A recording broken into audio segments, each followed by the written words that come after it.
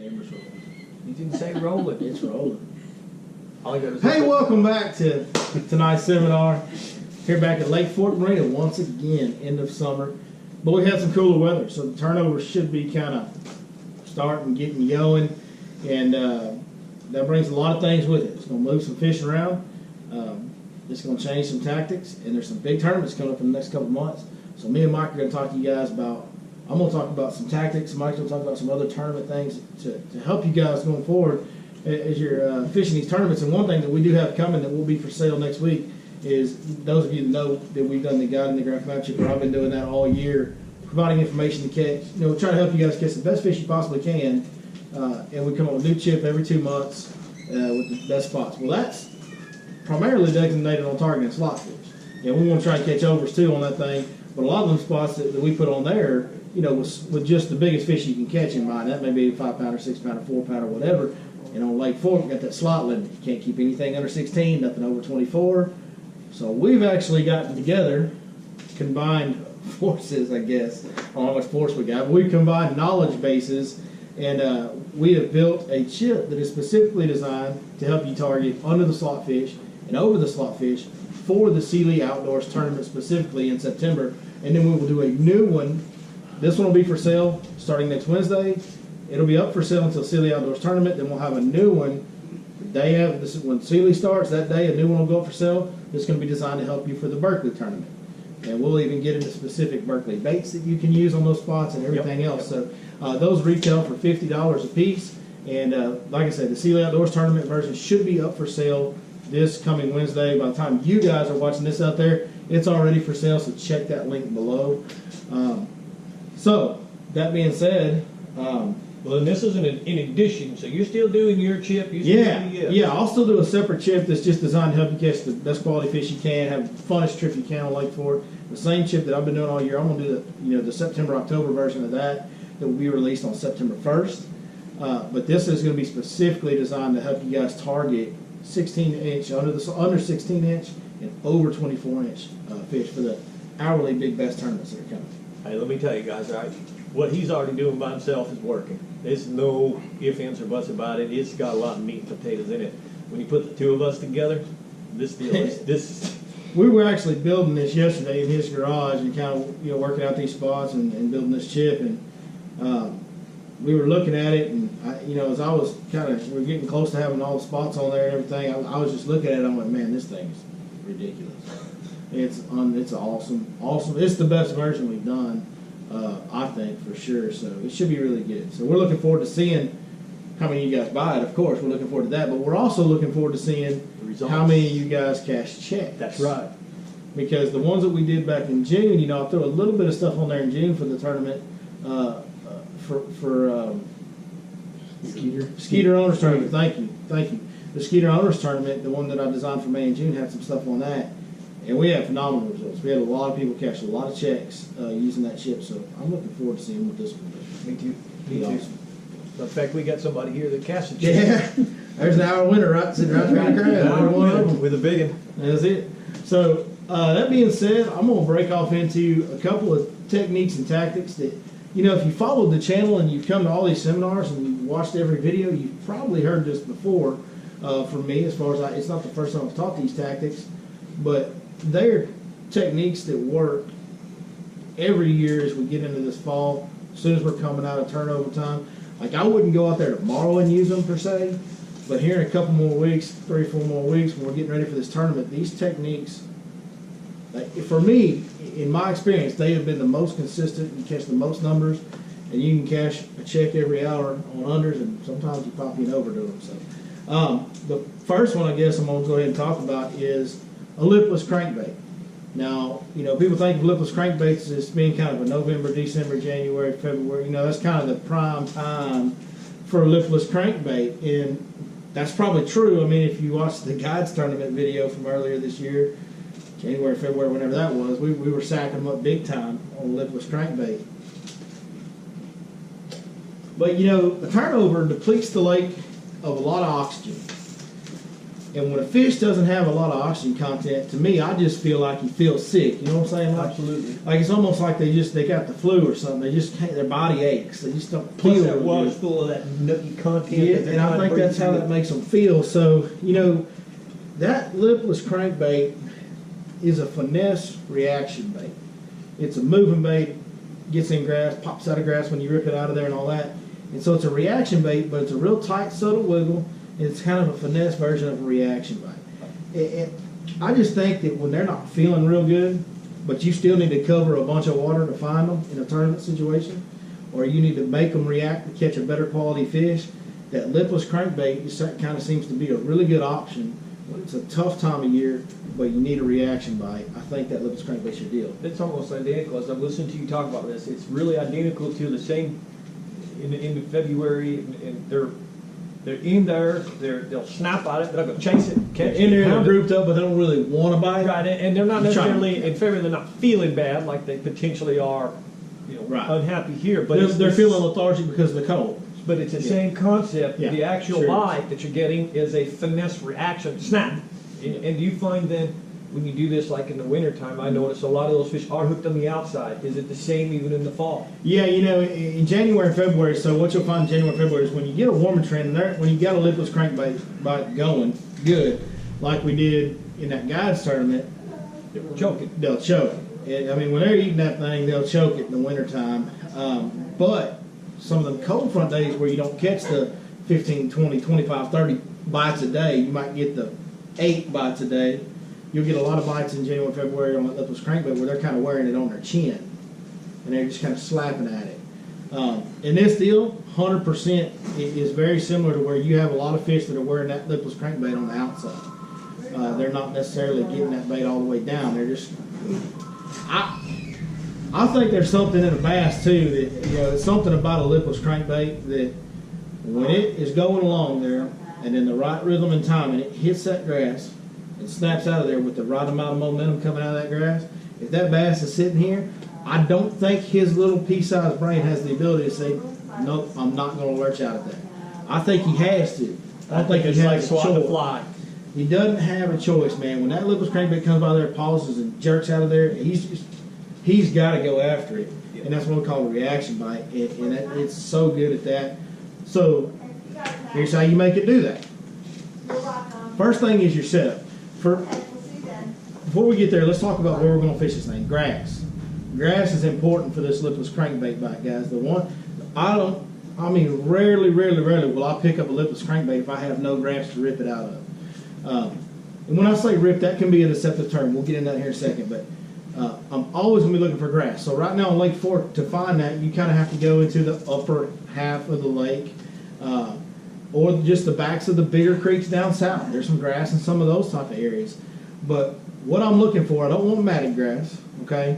And I don't want there just to be a little bit on the bottom. I'm kind of looking for that in-between scattered grass, which oftentimes is going to come on your creek channel edges, your drain edges, anytime. Maybe it's just a little bit of a drop-off down a flat bank. But if you got that grass growing out, right as that starts to drop, that grass will scatter and start to spread out. Those are the key areas to catch your lipless crankbait fish, you know, around that grass. In this particular situation, you know, when the turnover happens, those fish will drive shallow. And then after they drive shallow and things start to settle down, which is what's happening around Sealy Outdoors, those fish will tend to start migrating back. And it's not the shatter going in. You know what I'm saying? So everything, all life, as that water temp starts to cool, the days start getting shorter, it cues them fish to get tighter to them banks and start moving on in there. Any patch of grass, any patch of grass in a little pocket or a point, creek channel swings up against the bank, these are stop signs. That's going to be your biggest deal this time, you know, in that September time of year to get this lipless crankbait bite. It's going to be finding those stop signs and identifying them. So it doesn't have to be, you know, a big giant grass flat in the back of the creek. That can be the deal, but it doesn't have to be. It can be a tiny little pocket that has some grass in the back of it, and it scatters out in the front, the mouth of that pocket, and then as those fish travel back into that creek, okay, they'll stop on that grass. That'll be their stop sign in that little pocket or just a point that has some coming out on it, something like that. So that's another reason the lipless crankbait is so effective, because you can cover miles Yep. of that stuff to locate these fish. And you probably see a little bit more of that today because a lot of those creeks are suited in, so they don't have edges as much. They tend to go. Yeah, so, yeah, absolutely. I think that these fish, if, as the lake matures, things change. There's guys that would tell you 20 years ago that when them fish start migrating in the creek, man, you get out there in that creek swing out there in 20 foot of water in the mouth of that creek, and they're coming through there, and that creek bend is their stop sign. That was true when that creek bend had a 4-foot ledge on the outside bend. Well, now things mature, lake matures, timber dilapidates. Those creek channel bends silt in a little bit, and they're not that sharp, nice ledge. They're kind of just a little depression, and it's not as good of an area for them fish to use as an ambush point. When that happens, I think what's going on is as these fish start migrating in these creeks, turnover pushes them up on the banks, and then as they start following these creeks, they kind of travel down the bank line looking for edges in drop-offs and ambush points to kind of travel down, right? And there's a lot of our creeks set up like that with a little bit of a rim running up in them in the mouth. And so it can be just that little ledge running in there, and then there's a point that kicks out, and it's got some grass on it. And they'll stop right there. And these are the kind of things you have to find. So that's kind of how you locate them. Now, once you've kind of found what you're looking for, the way to fish this crankbait when you're searching for these fish in this grass is really, there's some fine things here that are going to help you have a much higher landing percentage and a much higher, rate of bites. The first thing is your gear. There's different schools of thought on this, so this is just my opinion. I'm not saying it's right, wrong, or different. This is what works for me. I like to actually fish something around 7 to 7. I actually use a 7.3. I'm a little bit taller. I like a little bit longer rods typically. And at longer rod, you can throw a bait further. Now I'm trying to cover a bunch of water on one of the long casts. I like a 7.3 heavy that's got a little bit of tip to it. And the one I use is a 6-inch Lux rod, 7.3 heavy. It says fast action, but that tip on that 7.3 heavy they make, there's just a little bit of give on that tip. I used to use, on another rod manufacturer, I had a 7.3 medium heavy. I'm just looking for a rod that's got some meat down here on the bottom end. I can cast it a long way, but that top half needs to have a little bit of limberness to it. Now, I take that 7.3 rod like that. I take 30-pound braid. 30-pound braid. This, to me, is the most important part. 30-pound braid. Not 65, not 50. 30-pound braid. People are like, man, it's Fork, got big fish. Why wouldn't you want 50 or 60-pound braid? We're cutting grass. When we rip that bait out of grass to get it free, if that grass is on your line, you have to cut that grass. 30-pound braid actually has a smaller diameter than 50 or 65-pound braid. So even though it has a less pound test, you can rip through grass easier because it slices it easier because it's a thinner diameter. Everybody understand what I'm saying there?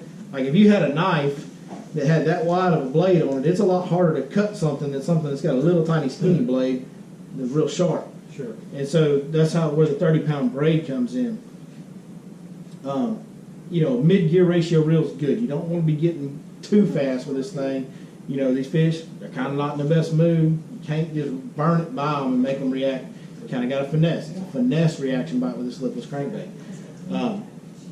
Now this is the key deal. This is the deal. So when I make my cast, throw it out there. I want to point my rod from just above a 9 o'clock position, like a 9:30, 10 o'clock position. What this is going to do for you, when your rod's pointed out at this angle here, this is going to give you leverage to rip out of that grass. This is how you get the right rhythm and right cadence. As you hit that grass and it jumps out of there, this is the big deal. So I'm reeling. I'm always paying attention when I'm ripping a bait out of grass. Because if you're not paying attention, that grass will grab hold of your bait, wad it up, and now you pretty much wreck your cast. Because by the time you do all this, you're not going to get bit. So there's a time for that. There's a time for that this one will get you bit. This ain't it. So your rod's at a 9:30, 10 o'clock position. As soon as you feel any of that grass on there, just a little snap and jerk your reel handle at the same time. It's a little bit of an art to it, but you'll be coming along, and when you feel that grass, you just hit with both right there, and that makes that bait go, and that's the deal. It's that nice rhythm, pause, boom, pause, go. That's what that does, and that's what gets bit. You can watch a lot of people fish grass baits, and when they hit it just right, when they got that rhythm coming out of that grass, that's when they're dumping the clutch on them. It's kind of like I've watched him do it, and I learned a little bit better about doing it. It's a preemptive. You're not waiting till it's buried up in the grass to do it. Just as you start to feel it, so you're, in essence, correct me if I'm wrong, it's just starting to hit the tops and then react off the tops. So it looks very sporadic on the tops. It's running good. It starts to get stuck and it just does these. Yeah. It looks more natural that way. It looks like a bait fish running through there and exploding through that grass right as he gets to it. I mean, it just looks more natural when you do that, and it gets a little, I mean, you can really catch a bunch of fish, and I've always heard you can catch a bunch of fish on lipless crankbaits, and I threw them as a kid growing, and we caught fish on them, don't get me wrong, but even just in open water. You know, some of these guys that would catch these giant 10, 11 pound bass or catch, 40, 50, 60 fish a day on a lipless crankbait, you go, man, I throw a lipless crankbait till the paint's worn off side of that sucker, and I can't, I'll catch 15 a day, I'm happy or something, I don't ever catch some giants like that. It's the way that bait hits the grass. And the biggest deal I ever learned was having that rod out here so that I have the proper leverage. Yeah. Because if I have my rod up here or down here and I just try to rip that way, when you do that, you don't have near the power. And you don't have, your rod's going to bend up on you. So it's not going to be as sharp when it explodes through there. Whereas when I'm out here, my rod don't have no bend. As soon as I start to move my rod, I'm immediately pulling that bait through the grass. So it's just a subtle wham, and it jumps through there. I think it's that positioning too is allowing you to have just enough angle, not too much up, no down, but it's the angle that's allowing it to just hop a little. I mean, if he high sticked it, the thing's gonna come up this way. Right. So it's just that perfect angle to ride the tops of the grass. Now, it's similar to when you pick a shape of a jig head. You got to decide how good do I want to hook them or how weedless do I want to be. If you're going to be the most efficient through grass, you got to feed it to them, guys. That's the next thing. If you're going to be pointing that rod up there with that braid with no stretch, and you're going to be hitting all that grass just right to get the most amount of bites, when they bite, if you go doing this, you're going to lose and miss most of your fish. You have to baby them, like on the hook set now. When you're reeling and you get that bite, you gotta when you feel that tick, you just keep reeling until you start to feel weight, and you just turn and you really are digging it in with your reel handle. You're literally setting the hook with your reel handle. I'm not telling you I don't want you to pull hard on them. I'm telling you I don't want you to jerk hard on them. You want to snap. I did that all winter last winter. He was doing that, and I was like, look, you gotta stop. We were out fishing in that cold water because Mike was new to that shallow grass fishing in cold water. He hadn't really done it, and you gotta you hit them, boom, you feel it, you just keep rolling. Okay, I'm starting to feel some weight on my rod, so I'm just gonna turn, and I'm gonna burn this reel handle. And your rod, if you start leaning back and turning away from it, you burn that reel handle, your rod will bow up, just like it does when you do this. But if you do this, my witness, you lose a lot of fish. I didn't get them hooked up. Yeah, if you do get them hooked up, they're barely skin hooked, These fish are snapping at this bait. They're not just always choking it, so you can get it away from them.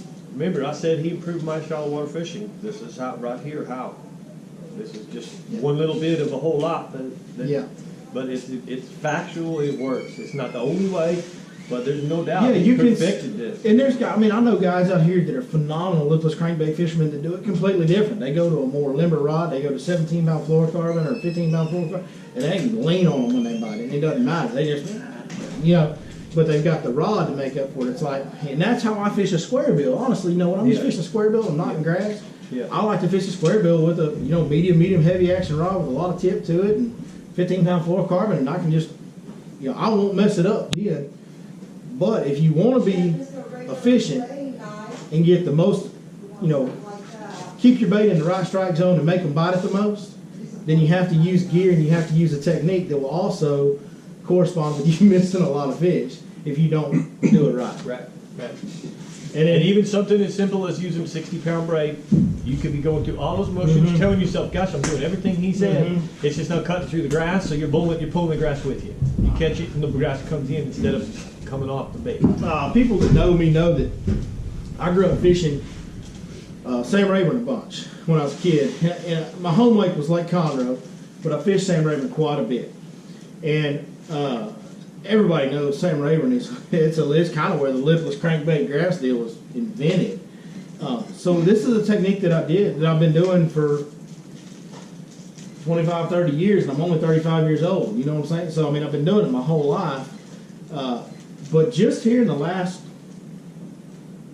5 years, have I got it right? So all these little details that I'm talking about are stuff that's been tweaked. You know, I used to do it this way, now I do it this way because that works better. And then I did it that way with that, but I was still setting the hook like I did on the other one, and that didn't. So these are little things that have come together over the years to where I know I don't got it perfect, and I'm not saying that my way is the best way, but for me, that works the best. That gives me the most bites, being able to be super efficient with that setup and that technique, but also be easy on that hook set and really use that reel handle. That's the deal. There's no doubt you got that down. That's why you. I feel confident when they're biting a lipless crank. I do. I feel real confident. Now, the next thing is this. You know, we talked about, this is, don't tell nobody. Y'all won't tell nobody out there either. There, wait, hang on. Okay, go ahead. Yeah, okay.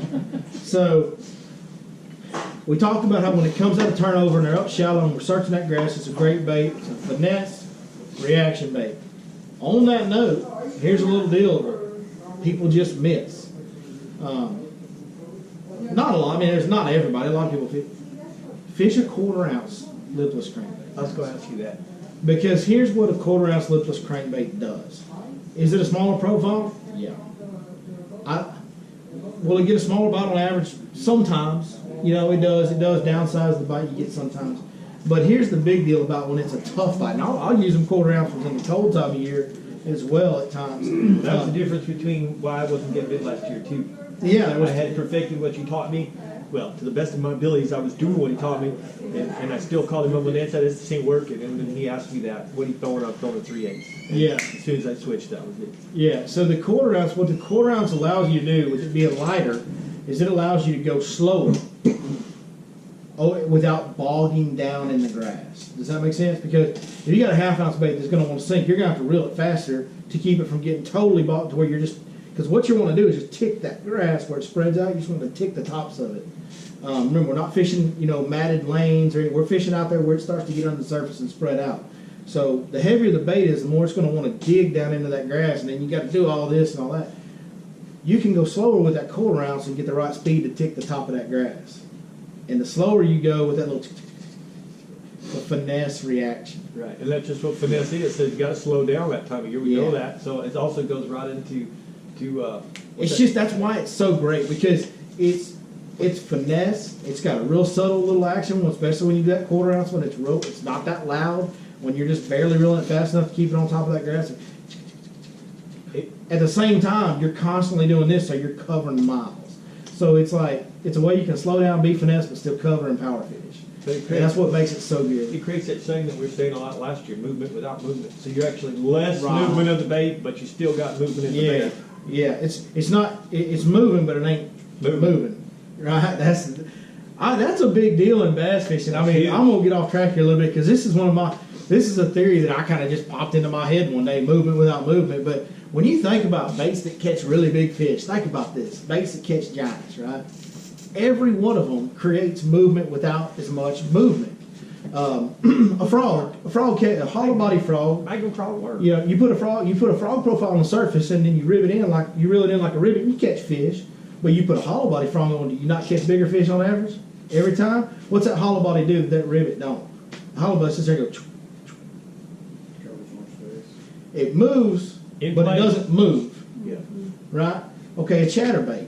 But the best chatterbaits in the world were the original Z-Mans. Now, they fell apart. They were junk. But as far as getting bites and big bites, the best chatterbaits in the world were the original Z-Mans. They would vibrate at the slowest speed. So you got movement without as much movement. A swim bait, a big swim bait. We all know how great big swim baits are. There it is. Granted, it's a big profile bait, but the best big swim baits are the ones that have this, that'll go the slowest this way. I mean, some of them swim baits, you can literally go like this and the tail's going. Big swag, lots of movement Without movement. And here I will say the opposite, so you can see how reinforcing it is. The swim bait business is huge. The swim bait business has been around a long time. Yes, you may have heard someone say burn a skinny dipper or anything, but have you ever heard any of this business talk about burning one of these giants? No. Nobody says, "Oh, go get the talon. You need to burn it. You need to just burn as fast as you can." You don't get bit. So there's really a whole lot to be saying. Movement without moving is a big deal in bass fishing year round. For giants. This is for giants. Right. For the there's a time, especially if you're targeting tournament others, there's definitely a time and place for the grip it and rip it KVD. Let's go right now. I was just going to say that. The schoolers are different. You're firing them up. Yeah. And sometimes I burned Alabama rigs as fast as I can where they're actually at the surface and I'm going so fast that Alabama, every now and then, want to come out of the water and be opposite. And the bass are just porpoising on it because I can't even catch it. You know. Well, that swim jig deal? Yeah. Fast as you can go with the weed guard And sticking you out of can the catch water. solid fish on it, but the best guy that I know on swim jigs is Jason Hoffman. Yeah. And it's not because he catches more than everybody else. He might because he probably fishes them more. But this cat catches 10, 11, 12 pound bass. His customers get 10, 11, 12 pound bass every single year. Every year. On a swim jig. And Jason's probably going, he probably never going to look me in the eye again after I say this, but he puts a big swim bait on there and slows down. That's why. Because we're out there with a swim jig burning it through the top of the grass and we're getting more bites, but he's got something that's going, it ain't going that way very fast. It's a big deal in bass fishing, guys. And like we also talk about, we don't mean to blow this deal, but sometimes it just be a little different too. Mhm. And that's what we do in these tournaments. You got 10 guys in front of you. Pay attention to what they're doing. Normally, I don't watch other guys too much. You don't want to get caught up in what they're doing. I don't mean what they're throwing, but how, so you can zigzag a little off them. You say, man, the last 9 guys are running in front of me, burning that chatterbait. Well, I'm going to change my trailer. I'm going to go through there and slow it down a little, or I'm going to do something just a bit different. Mhm. Those fish have seen that. By the way, we talk about the old chatterbaits. Just throw this out there. That steak and jackhammer is $20, but it's the best one at vibrating at slow speeds now. I can't believe he said that. It is the best one at vibrating at a slow speed now. It is. It's the best one in the market. So I want to cover one more tactic real quick. It's a real simple one, but you can't. If you show up to a late summer, fall, if you get past turnover from there until dead cold winter, if you show up without this bait tied on in a tournament, you're just really not trying to catch tournament fish, and it's a wacky worm. I mean, you know, the old wacky worm, you can use a stick bait if you prefer that, or you can use the trick worm with the nail in the head. Everybody talks about a Nico rig. Who's heard of the Nico rig now? But we've been throwing a Nico rig for years. You put a nail in that trick worm, put it on a wacky hook, and that's a Nico rig. We've been throwing it since I can remember, so I don't know what all this fuss is about a Nico rig. But, you know, when you put a nail weight, you know, what you do is take one of the nail weights, you break it in half, you shove it up the nose of a trick worm, then you put that wacky hook on the trick worm in the middle, and it'll fall nose down with that nail weight. And when it hits the bottom, that sucker will. Well, that's exactly what a Nico rig does. So the wacky worm is really simple, so I won't spend too much time on it, but stick to your greens, your naturals. I mean, this is a bait they're going to look at for a long time. It's going to fall real slow in front of their face. So, you know, keep the color simple. Green pumpkin, watermelon, if you want some flake in there, whatever, blue flake, red flake. Best guy I know with wacky worms, my buddy Zach Watts, he throws probably watermelon candy is probably the one he throws more than anything. That's a great color out here, too. But, you know, as far as gear on that, it's a pretty small rod. As far as I do throw it on a bait caster, you can go spin a rod if you need to, if you're not familiar with casting it. But I throw it on like a 6'11" medium heavy rod, 15 pound or 12 pound even fluorocarbon line. And there's a hook that's just the best wacky hook out there. I've seen it catch giants. It's called a Gamakatsu Finesse Wide Gap Weedless. It's a mouthful. I'll say it one more time for the folks out there. Gamakatsu Finesse Wide Gap Weedless.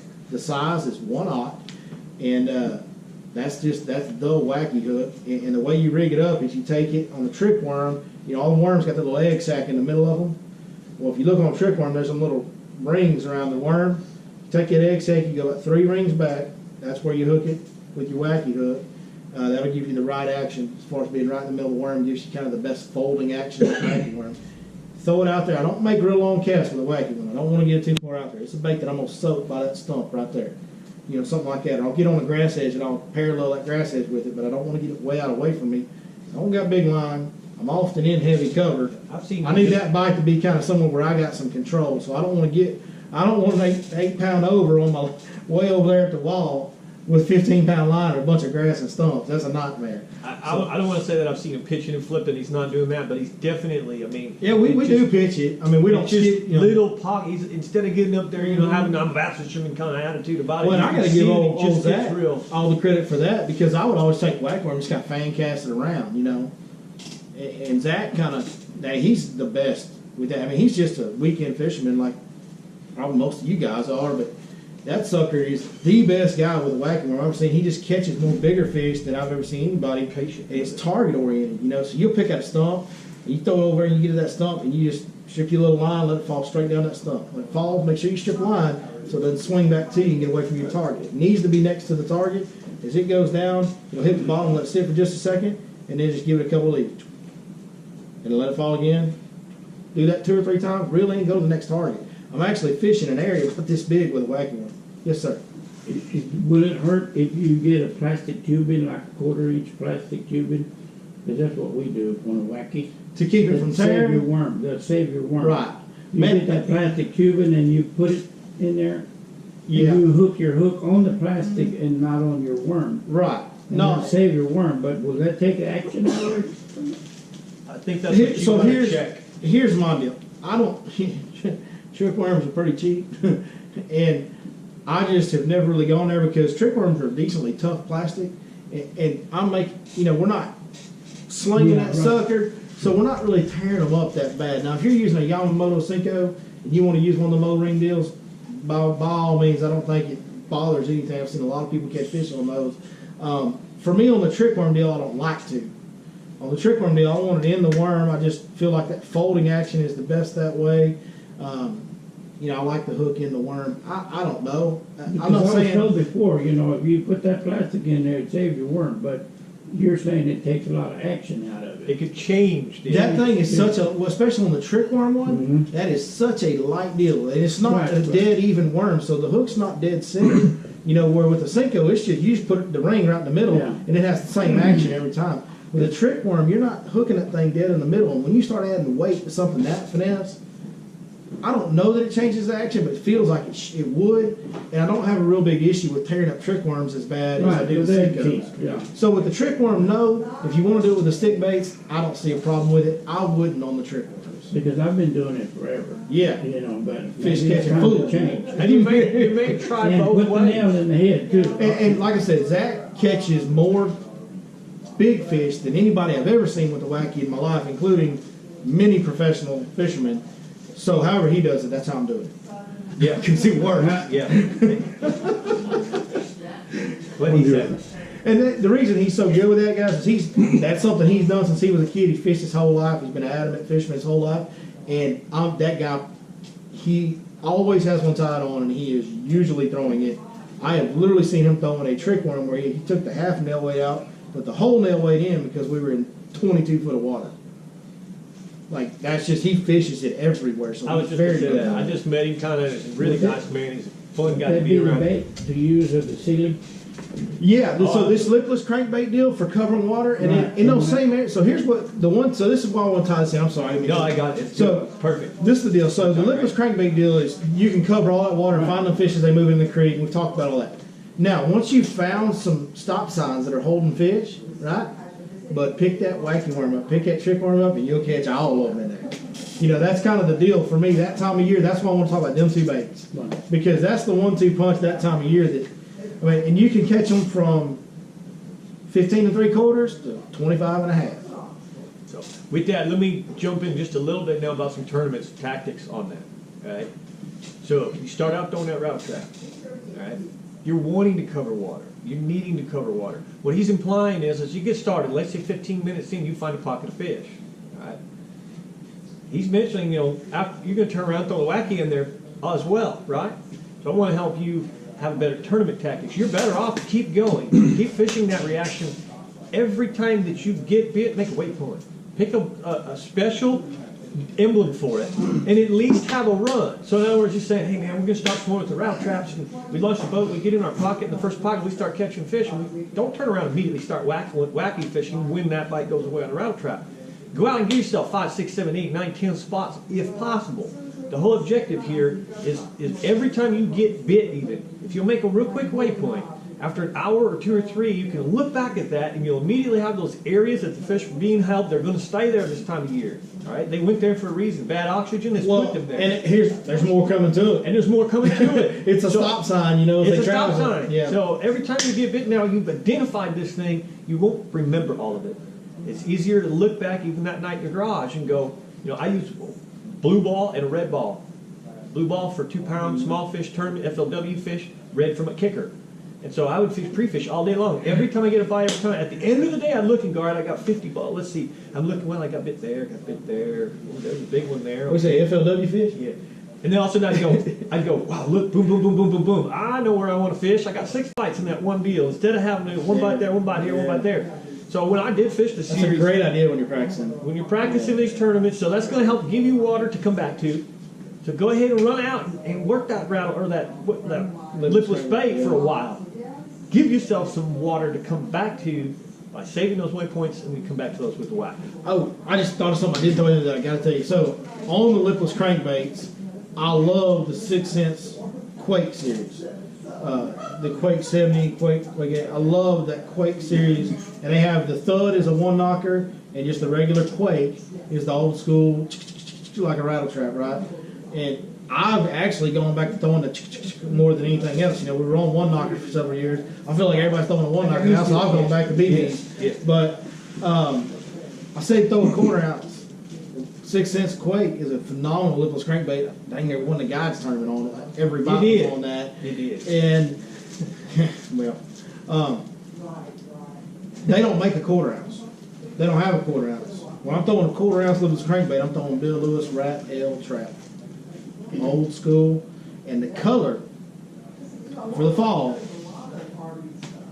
I don't even want to say, gold chrome. Oh, I was going to ask that. So, wow. The color for the fall is gold chrome. What a difference. I'm gonna say blue chrome. That's a good color.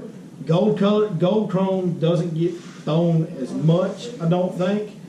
And when that water, it's got a little color to it now this time of year. Something about that gold chrome on a sunny day, that gold chrome will flash and look just right. And I've literally got gold chrome rattle traps. They got no gold chrome left on them. I mean, we catch a bunch of fish on that gold chrome color. He's got so many wore out frogs in his garage. It looks like dead crickets.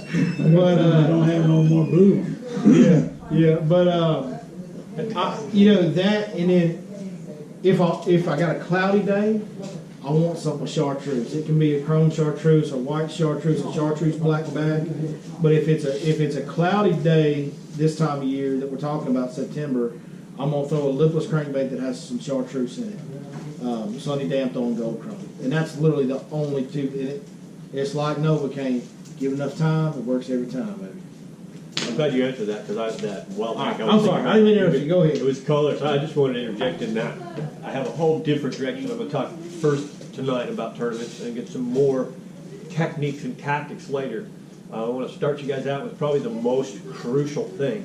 And I imagine most of you already know this, but I want you to listen closely because if you really absorb this, it'll help you play the game a little safer. Okay? So the first thing is we know about our slot limit. Okay, I would be pretty quick. We know about our slot limit, 16 inches to 24. Okay, that means a fish must not touch 16, and it has to either touch or be over 24. Okay, must not touch 16, must touch or be over 24. Now, You guys check these fish.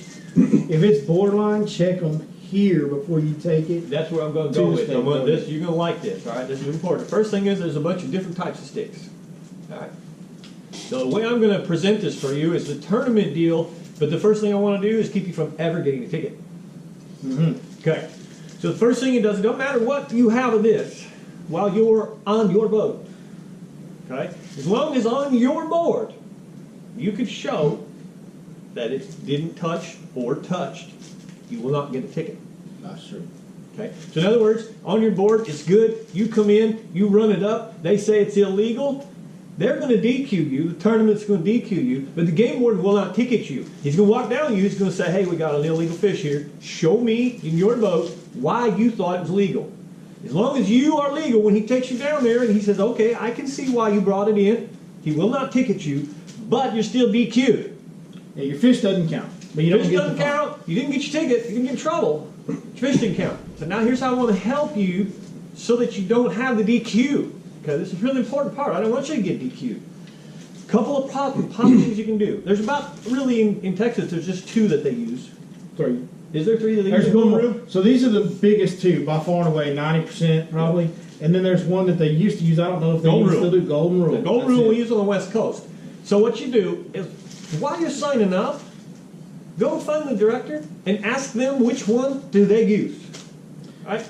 I'm not Yeah. telling you have to go buy all 3 of them. And for these big ones, like I don't know which one Sealy's uses. I know that any Skeeter Bass Champs Ran tournament Pro. rule on every one of those. But you can always call ahead of time. Call Absolutely. the office. There'll be a number on the website for the tournament where you register online. Call that number. They'll tell you what stick they're using. The next thing is, maybe some people work real hard for their money and they got kids and they don't want to have to go buy all 3 sticks, that, so they got it for every scenario. Is you go up to their board and you put your There you board on go. their board, and if it's good, you know where you're at. You can make some marks. You can say, okay, a legal fish on my board is illegal on their board. So you're preempting what your knowledge is about the scenario. All right, now let's play a game here. We're on the lake, we catch a fish, it's legal on our board. But we check their board beforehand. And we think, we're going, oh man, it's legal on my board, but I got a hunch it won't be legal on their board. Okay, what do we do? Do we just toss that fish back? Well, it's legal in our boat. It's legal right now. Do we just run it up there? Question. So there is a way to handle this. All right. You come in with those fish. When you come in with a fish, if you think for just the least amount of chance that one of your fish isn't going to measure on their board, first of all, if it's on your board, you shouldn't be there. You're already in trouble. You have any question on your boat, just throw it down. If you're speculating on you, put it back. If you're confident, run in. Don't bring that fish up. Don't walk up with that fish in that bag. Walk up and ask, is there what they call Courtesy. a courtesy? Okay?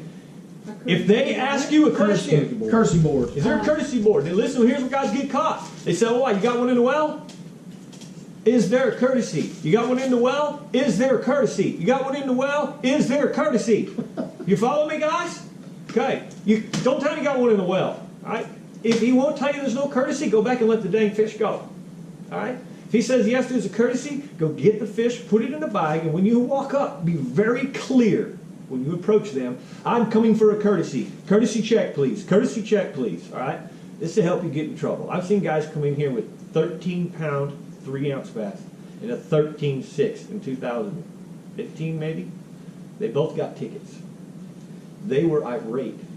But here's what happened. When they came up, they said, we'd like to have a game of fish come down to our boat. We're confused. This is God's honest truth. This is documented. They got tickets. They gave more and said, sure, what's going on? I said, well, we got 2 really, really big fish and they don't measure. You should have seen their eyes light up already. They knew they were right tickets. So they go down. I'm running fish for Skeeter. And I witnessed this. They make some measured on their board. Breaks out his ticket board. These guys start getting upset. They're saying, I don't understand, sir. How is a 13-pound, 3-ounce short? And he says, I don't care, sir. It didn't measure on your board. I don't care if it's a state record. You told me yourself it didn't measure. You showed me it did. You shouldn't have brought it in. So I don't want you to get misconstrued with that. Get yourself solid. I do run all 3. I always would call up in advance, find out which one they're using. I'll even take, if they say they're using Golden Rule, when I used to fish on the West Coast, One Bass, NBA, the FLW Series, I'd go double check just to make it, and I'll show you why. One last thing, I'm done with this. Sometimes in the heat, this can warp. And you may simply think you're good and your board's not level on something. Or you set it down and it's got a little pebble on one end of it. All right? There are some discrepancies, so be very cautious. There's more of them going to this one because it's a better product. That's right. It doesn't have, it doesn't warp. You know. Anybody need me to repeat any of that? Did you get that pretty good? I hope you watching the camera did. Remember, some of them do not do courtesies. You may even ask that prior to, so you don't waste your time. Ask the director before you ever start, before you ever leave. What you said was the big deal. Leave the fish in the boat. Go up there and say, do you guys have a courtesy board? I need, I got to check a fish. And that's it, If he measures on your board, and you go up there and say, do you have a courtesy board? I got a close one. I want to make sure before I try to weigh him in. Measures on my board. I want to check yours. If they say, no, we don't have a courtesy board, then that's where you gotta make the decision. But like he said, no game warden that's, unless his wife left him the night before, is gonna write you a ticket if you got a board that you can show him and measure. And I'll tell you what, if I And have you got here what I was talking about earlier.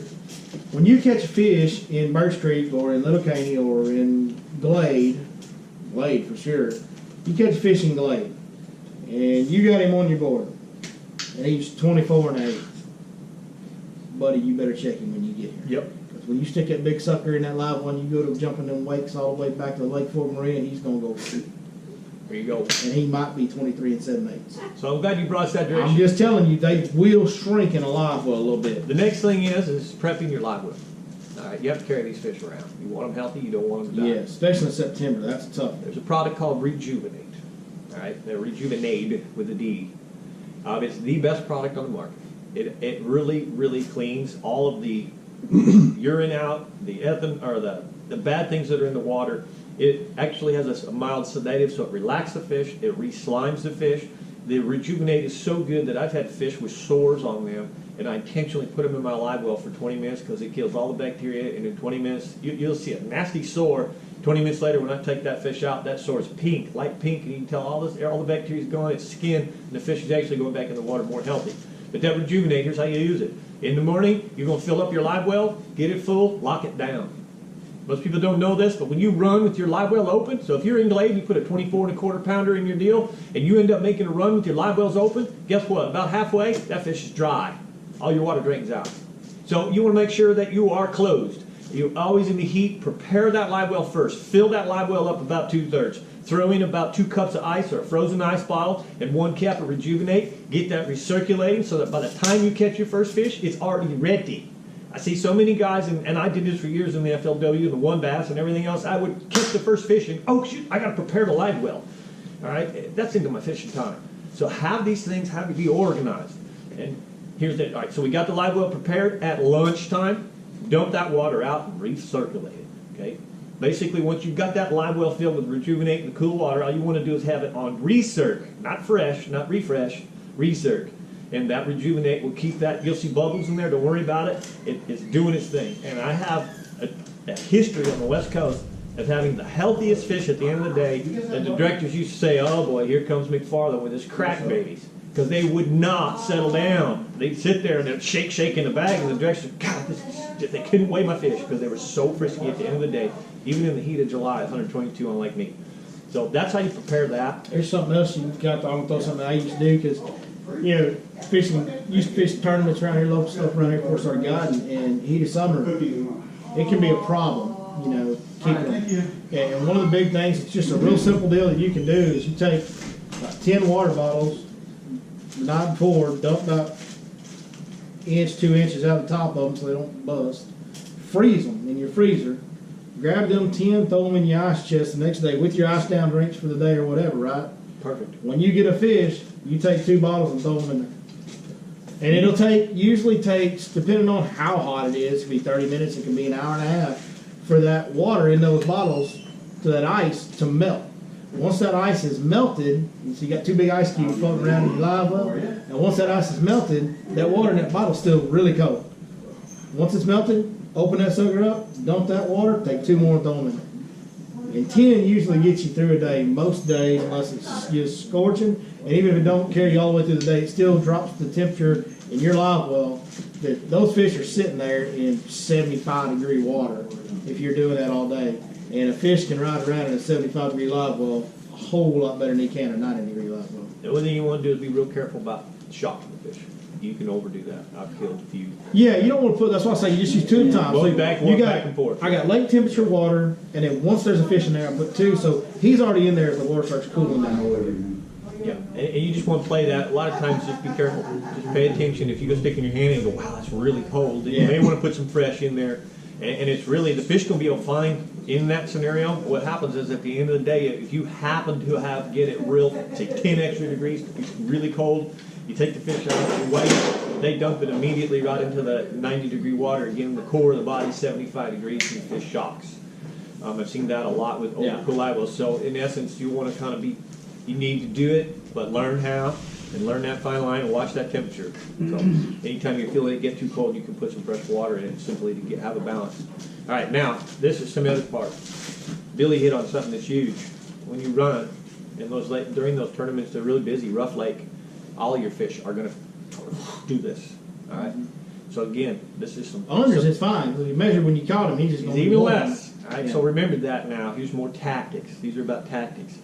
If you got a fish in the well that's 16 and 1/8 inch, I'm not telling you. I'm not telling you to put it in a live well. I'm not telling you to put it in a live well. Don't put it in a live well, because if you get pulled over on the way in, you can get a ticket. So I'm not saying to play any games or try and manipulate it. But what I will tell you is when you have one of those fish that's squeaking and it's on that line and maybe it didn't touch. By the way, you have to do both sides and you have to fan the tail. So let's say that we got one. It's 15.9999999. Right. If it's 16 and 1/8, I'm tossing it back, guys. Yeah. I'm not going to play games. Yeah. All right. The Lord's watching. I got a conscience today. Maybe when I was 20, I might have played Mickey Mouse. But remember, you're playing Mickey Mouse, you get caught, you're going to be in trouble. But if it's 15.9999999 and you're going, God, I don't know what to do. I don't know what to do. I don't know what to do. If it's an under, put it in a live well, because by the time you run in, that thing's going to be buggered up. But hurry. Get in and get it in. Don't let him relax. Stay with the live well, and that's where that ice can play a factor. Absolutely. When you run that fish, run hard, run in, and get him in while he's still puckered up. All right? We're going to take just the that's the big deal. Is that, if you're trying to make sure one measures, and he's, like I say, he's 15.9. Don't take a 16.01 fish. Don't ever put him in your live well. But if you got one at 15.999, and you want to make sure he don't relax and get a little longer, run his butt in here as hard as you can, hit every weight you can on the way in, and slap that sucker down, pull that kill switch, and go to that scale. Hey man, back on the West Coast, it was something we did just anyways. We knew we had legal fish. They weren't, I would do it whether I had question or not. When I would come in, I would do 3 big brodies right before come running in. I could see the FLW flag or the one bass flag a mile out, and I'd do 3 or 4 brodies and bounce them suckers around and go in, and they're just puckered up. I don't even got to think twice about it. They're going to go through 5 alive, 5 legal, bam, I'm being weighed in. Nobody's second guessing me. So let's go to the other side. I got a joke for you on FLW. Back in the day, FLWs fished a bunch of lakes where it was like finesse fish, and they had 10, 12-pound sacks coming in there. Everybody throwing drop shot. You know what FLW stands for? Finesse League World. It's the fishing little worms to it. It's Forestell Wood, but that's great. I love it. Fishing little worms to it. They've gotten better over the years, but there was a time about 10 years ago where all they did was fish shaky heads and drop shots out there. So true, man. Fishing little worms. Awesome. Yeah. I'll remember that. Now let's go to what Billy's talking about. That 24 1/4 that you're all the way up in Glade. Remember that your live wells are locked down. All right. It's just, in essence, we go with 5 left. Yeah, in essence, you're going to do somewhat just the opposite. I'm sorry, not the 24 1/4, but when you come running in, you know that the opposite. I don't want him puckered up, so he's puckered up. So I got an under, pucker him up, run in, and get him weighed. All right, you got a big over. When you run in, let him sit there for about 10, 15 minutes. That's it. Maybe let that calm down in that marina shot of that rejuvenate in to there. Make sure that fish is going to stay where he was. All right? Relaxed. That's when you get him out of there, really important. Try to be easy as you can going into the bag. Walk up smooth. Just to keep him relaxed. Another thing that can be, most bass boats today have oxygenators in them. If you get an oxygenator in your live well this time of year, it really, really, really helps. This time of year, it's real critical. It's basically a bubbler. It's a defizzer. Most boats already got making sure he had one. Most boats already got them. Between those few things and that knowledge, you'll be all right. So just remember, the main thing is on your boat. Make sure you're legal. And here's what I'll say. If you happen to find one of these game wardens that is on a bad day and his wife left him last night, and he writes you a ticket, all right? You take a picture. I'm telling you, there ain't a judge in the world. When you go to court and you say, "But judge, on my deal, it was legal." You wrote me a ticket. The judge will throw that out there. As long as it's legal on your board. Yeah, I was making a joke. If it's legal on the board you measure on, they're not going to find you. I was too. I got a few minutes left. Just come behind a funny joke there. Yeah. Yes, sir. On the swim jig, you said that he was throwing a big swim bait on it. Oh, I didn't mean to say I wasn't supposed to. I started throwing the Yamamoto. He has a swim jig. He has a swim jig for it, right? A swim bait for it. Okay. Are you talking about the swim Cinco? The hardtail or the swimming Cinco? Or the new Zaco. It's a new, it's a new. The new Zaco. Well, there's a heart, he's got a new heart tail, paddle tail? Yeah, Paddle tail swim I bait? can't remember if it's paddle tail or not, I don't think it is. Big or? No, it's only about like That's a this. Zaco. That's a little different. But I'm pretty sure it's Gary Yamamoto. Yep, it is. Bait, about Yeah. this big. But it's, Something bigger than that? Yes. To throw it? Or- Oh, yeah, and we're talking about, we're talking about a 5-inch paddle tail swim bait on stuff. Okay. Yeah. Yeah, it's a real swim bait on a swim jig. Okay. big movement Yeah. with less movement. Yes, sir. So when you get your chips done next week, where are you gonna have them where they're gonna be sold out? So, Tackle Factory, Weedless Lures down there, Joe Spates, we'll get some to him, and of course you'll be able to order them online as well. If you want them, if you're not from right here, you want them shipped to your door, we'll be able to have them on the website. It'll be a separate deal, you know. We'll have a brand new tab on there, brand new product on the website. It'll say Guiding Girth Map Chip Tournament Edition, you know. So it'll be specifically for tournaments. Any other questions tonight? Jeff Partridge, I've seen you sneak in here lately. I see you back there. Sunglasses look good too, I tell you what. It's shining back there. All right, guys. I reckon that's going to wrap it up for tonight, man. We hope all you guys. How many of you guys are fishing some of the Sealy or the Berkeley tournaments? Most of you. All right, good deal. Well, good luck in those. Absolutely. I hope anything that we can do between now and then, please let us know. And thanks for coming. We'll be back in 2 weeks. And A couple of weeks, I'm planning on just keep on bringing more tactics Yeah. until these tournaments pass. Each time, I'm just going to talk about the next time will be some techniques and something beyond the actual. I've exercise. actually been off the water for about You lucky dog. 11 days You now. It took me lucky some dog. time off this time of year, but I'm about ready. I'm forcing myself to hang out with my kids, but I'm not like this. I'm ready to get back out there and get after them. So Hey, I'll I act like a kid sometimes. That's why he's about ready to choke me to death because I'm 47. I'm like 12 years older than him, and I still act like a damn kid. Listen, I wouldn't trade him for nothing. The but truth- he ain't wrong, but he ain't right. The No, truth I'm be told, that's probably the most frustrating thing. He's going, God, I'm 36 years old. This guy's 47 years old. He's like, No. a kid. But I am who I am, man. Yeah. Hey, he's I mean Mike, well. but he's my Mike. You know what I I'm saying? mean well. I mean well. I love y'all. That's You ever good. have that cousin where you're like, man, that's messed up, but he's all messed up. I'm that You know what I cousin. mean? I'm that That's cousin. who he is. Hey, I'll leave you with this one. When I was 5 years old on California, they nicknamed me the Urban Huckleberry Fan. And it wasn't because they were my friends. They were really kind of mocking me and making fun of me. And today at 47, it makes sense why. I was different. I was not, out of 1,000 kids, I'm that different person. That's what made the country music career. If I could have kept out of trouble, which I will never go back to because of the trouble it comes with, that's what I was meant to be. Our artists are different people. That's what makes them be an artist. So I'm grateful to be an artist. I finally discovered who I am. It used to kind of bother me and have pressure on my shoulders and be insecure. I'm Mikey, and sometimes I ain't right, but I ain't Well, I wrong. start sending you a bill for these therapy sessions. I ain't wrong either. I may be wrong sometimes, but Thanks for doing it, brother. love you, brother. Hey, thank you guys for joining us. See you in 2 Absolutely. weeks. Hey, wait. Hey, y'all got to clap, man. Y'all got to clap. See you next time, Mom. Oh, yeah, you're like, we got. You're like, oh, God. Yeah, that's it. We've got stuff. I finally made